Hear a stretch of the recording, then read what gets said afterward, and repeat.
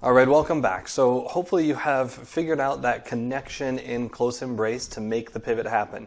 It's a very difficult space to feel out, and what you want to do is just make sure that you're not moving those arms in space. So we're going to look at the same thing now for Ochos, using the pivot and then making the Ocho. So if she makes a shape of the frame for me, what's happening is I'm pushing and pulling on one side, and I'm pushing and pulling on the other with my body as I'm twisting my frame inside of her frame. And because she resists, we create those pressures. So then once the pivot, we use the frame for the actual pivot, and then we use the chest for any kind of linear motion. So when I'm going to take a forward walk, it's basically all happening in the chest. We want to reserve the arms for the pivot. So when we're walking or when we're moving in a line, what we don't want is a lot of tension in the arms. You want to place that connection through the chest.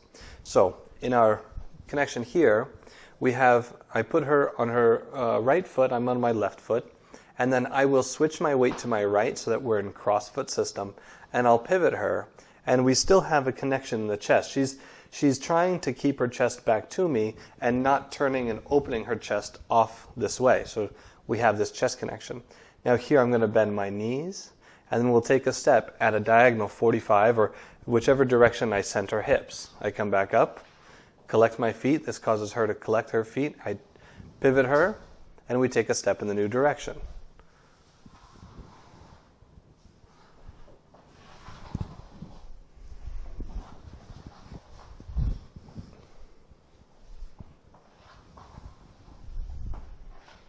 So each time I'm choosing about 45 or 55 degrees of pivot, not a lot.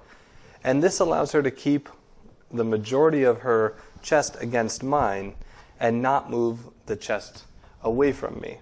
If we kind of work within the space of our comfort zone of pivot, then we can twist the hips and keep the majority of our chest connected.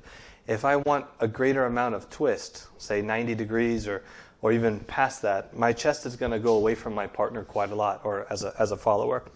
So leaders, if you decide to pivot your follower just 45 or 50 degrees, the Ocho becomes a lot easier. So try to keep these Ochos within that angle right now, and later we can make them more difficult and look at other options. But kind of just playing with your close embrace for the first time, try to keep it easy and for the two of you going forward. All right, so work on that, and when you are comfortable with that, we will see you in the next video.